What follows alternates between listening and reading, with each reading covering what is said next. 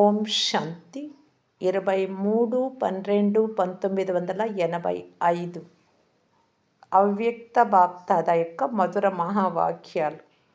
కామజీతులు అన్ని హద్దు యొక్క కామనల నుండి, కోర్కెల నుండి అతీతులు. బాప్దాద తమ శ్రేష్టమైన చిన్న సుఖవంతమైన ప్రపంచాన్ని చూస్తూ ఉన్నారు. ఒకవైపు చాలా పెద్ద సారం లేని ప్రపంచం, మరోవైపు చిన్న సుఖవంతమైన ప్రపంచం.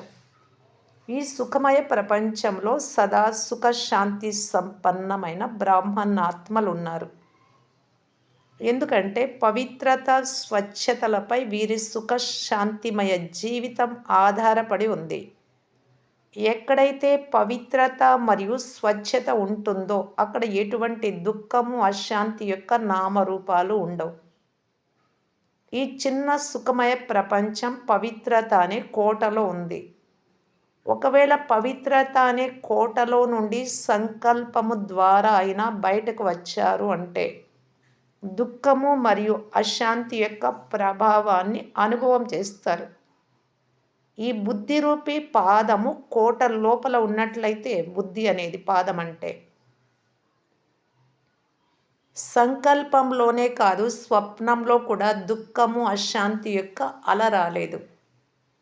దుఃఖము మరియు అశాంతి ఏమాత్రం అనుభవం అవుతున్నా తప్పకుండా ఏదో ఒక అపవిత్రత యొక్క ప్రభావం ఉంది. పవిత్రత కేవలము కామజీతులుగా, జగత్తు జీతులుగా అవ్వడమే కాదు, కానీ కామ వికారం యొక్క వంశం అంటే సర్వ హద్దు యొక్క కామనలు, కోర్కెలు. కామజీతులు అనగా అన్ని కామనలను, కోర్కెలను జయించిన వారు. ఎందుకంటే కామనలు అనేక విస్తారపూర్వకమైనవి. ఒకటి వస్తువుల యొక్క కామన, కోర్కె. రెండవది వ్యక్తుల ద్వారా హద్దు ప్రాప్తుల కామన. మూడవది సంబంధాలు నిభాయించడంలో కూడా హద్దు కామనలు అనగా కోర్కెలు రకరకాలుగా ఉత్పన్నమవుతాయి. నాలుగవది సేవా భావనలో కూడా హద్దు కామనల భావం ఉత్పన్నమవుతుంది. ఈ 4 రకాల కోర్కెలను సమాప్తం చేయడము అంటే సదా కొరకు దుఃఖము, అశాంతులను జయించడం. ఇప్పుడు ఈ 4 రకాల కామనలను సమాప్తం చేశానా అని తమను తాము ప్రశ్నించుకోండి. ఒకవేళ ఏదైనా వినాశీ వస్తువు బుద్ధిని తన వైపుకు ఆకర్షిస్తూ ఉన్నట్లయితే, మాటి మాటి గుర్తొస్తూ ఉంటే, తప్పకుండా అది కామన రూపంలోని ఆకర్షణ అవుతుంది. అయితే పదాన్ని పరివర్తన చేసి రాయల్ రూపంలో కోర్కె లేదు కానీ బాగా అనిపిస్తోంది అని అంటారు. రాయల్ రూపంలో ఏమంటారు? నాకేం కోరిక లేదు, కావాలని లేదు, బాగుంది అనిపిస్తోంది అన్నారు. వస్తువు అయినా, వ్యక్తి అయినా, ఎవరి పట్లనైనా విశేషమైన ఆకర్షణ ఉన్నట్లయితే ఆ వస్తువు బాగా అనిపిస్తుంది, లేక ఆ వ్యక్తినే బాగా అనిపిస్తున్నారు అంటే అది కోరిక, కామన. అన్నీ బాగా అనిపిస్తున్నాయి అంటే అది కరెక్ట్. ఇది మాత్రమే బాగుంది, లేక వీరు మాత్రమే బాగున్నారు అని అంటే అది అయథార్థం. ఇది కోరికకు రాయల్ రూపం.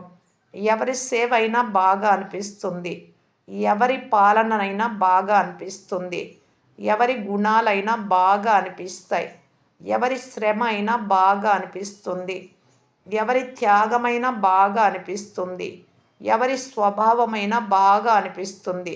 ఈ మంచితనపు సుగంధమును తీసుకోవడము, లేక ఈ మంచితనాన్ని స్వయం కూడా ధారణ చేయడం వేరే విషయం. కానీ ఈ మంచితనం వలన వీరే మంచివారు, ఆమెనే, ఆయననే, ఈ మంచి అనడం కోర్కెలోకి మారిపోతుంది. ప్రత్యేకంగా అంటున్నట్టయితే ఇది కోర్కె. అటువంటి వారు దుఃఖము, అశాంతిని ఎదుర్కోలేరు. ఒకటేమో మంచితనం వెనుక స్వయాన్ని మంచిగా తయారు చేసుకోవడం నుండి వంచితులుగా చేసుకుంటూ ఉన్నారు. రెండవది శత్రుత్వపు కోరిక కూడా క్రిందకు తీసుకొస్తుంది. ఒకటేమో ప్రభావితమయ్యేటటువంటి కోరిక, రెండవది ఎవరి పట్ల అయినా వైరము, ఈర్ష్య భావనల కామన. ఇవి కూడా సుఖశాంతులను సమాప్తం చేస్తాయి. సదా వీరి మనస్సు అలజడిలోకి వస్తుంది.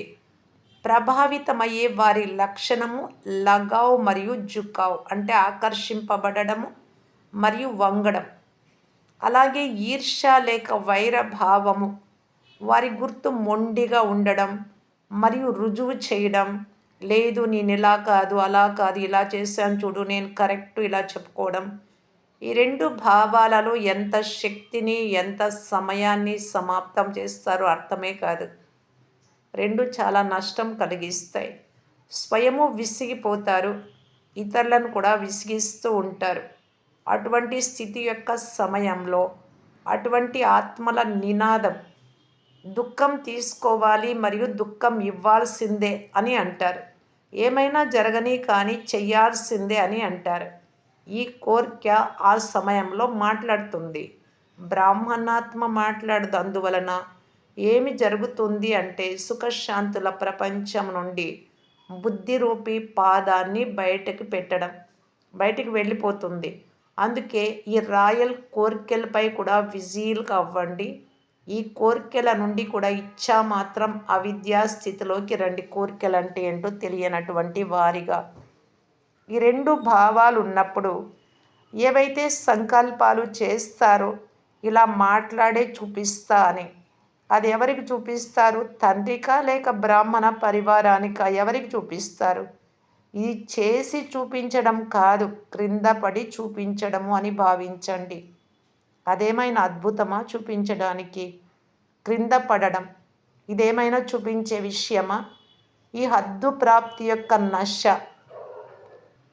నేను సేవ చేసి చూపిస్తాను, పేరు ప్రఖ్యాతం చేసి చూపిస్తాను, ఇవి రాయల్ మాటలా? చెక్ చేసుకోండి.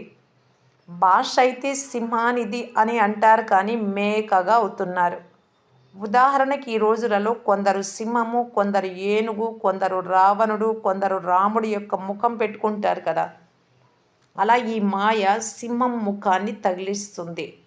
నేను ఇది చేసి చూపిస్తాను, ఇది చేస్తాను అని అంటారు కానీ మాయ తన వశం చేసుకొని మేకగా తయారు చేస్తుంది. ఏది అనుకుంటున్నారు అది చేయలేరు. నేను నేను అనే రావడం అనగా ఏదో ఒక హద్దు కోరికకు వశీభూతులు అవ్వడం. ఈ భాష యుక్తియుక్తంగా మాట్లాడండి మరియు భావన కూడా యుక్తియుక్తంగా ఉంచుకోండి. ఇది తెలివి కాదు కానీ ప్రతి కల్పంలో సూర్యవంశీల నుండి చంద్రవంశీలుగా అయ్యే ఓటమిని పొందడం. కల్పము చంద్రవంశీలుగా అవ్వాల్సి ఉంటుంది త్రేతాయుగంలో వచ్చేవారుగా. కనుక ఇది ఓడిపోవడమా లేక నేర్పరితనమా? కనుక ఇటువంటి తెలివితేటలు చూపించకండి, అభిమానంలోకి రాకండి, అవమానపరచకండి. ఈ రెండు భావనలు శుభభావన, శుభకామన నుండి దూరం చేస్తాయి. మరి పరిశీలించుకోండి. కొంచెం కూడా సంకల్ప మాత్రం కూడా అభిమానము లేక అవమాన భావన మిగిలిపోలేదు కదా. ఎక్కడైతే అభిమానము మరియు అవమాన భావన ఉంటుందో అక్కడ ఎప్పుడూ ఎవ్వరూ స్వమానం యొక్క స్థితులు అవ్వలేరు. స్వమానం అన్ని కోర్కెల నుండి దూరం చేస్తుంది. అంతేకాక సదా సుఖమయ ప్రపంచంలో సుఖశాంతుల ఊయలలో ఊగుతూ ఉంటారు. వారిని సర్వకామనాజీతులు, జగత్తు జీతులు అని అంటారు. అయితే బాప్ దాదా చిన్న సుఖమయ ప్రపంచాన్ని చూస్తున్నారు. సుఖమయ ప్రపంచం నుండి, మీ స్వదేశం నుండి పరాయి దేశంలోకి బుద్ధిరూపీ పాదము ద్వారా ఎందుకు వెళ్ళిపోతున్నారు? పరధర్మము పరదేశము దుఃఖం ఇచ్చేది, స్వధర్మము స్వదేశము సుఖం ఇచ్చేవి. పొరపాటున వేరే దేశంలోకి పాదం మోపాము అంటే అక్కడ వారు తీసుకెళ్ళి జైలులో ఉంచుతారు.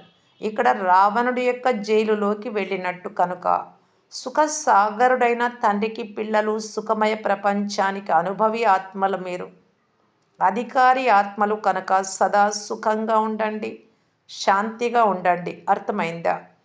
దేశ విదేశాలలోని స్నేహి పిల్లలు తమ ఇంట్లో లేక తండ్రి ఇంట్లో మధుబన్లో తమ అధికారాన్ని తీసుకునేందుకు చేరుకున్నారు. కాబట్టి అధికారి పిల్లలను చూసి బాప్ దాదా కూడా హర్షిస్తూ ఉన్నారు.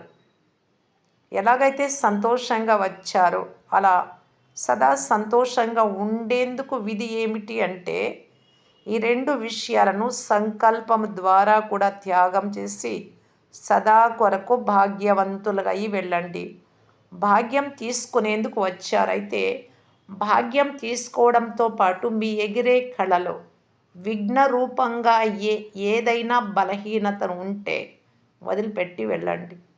ఈ వదలడమే తీసుకోవడం. అచ్చా, సదా సుఖం యొక్క ప్రపంచంలో ఉండే సర్వ కామనాజీతులు, సదా సర్వాత్మల పట్ల శుభ భావన మరియు శుభ కామనలు ఉంచుకునే శ్రేష్ఠాత్మలకు, సదా స్వమానమనే సీటుపై స్థితులై ఉండే విశేషాత్మలకు బాప్దాదాల ప్రియ స్మృతులు మరియు నమస్తే.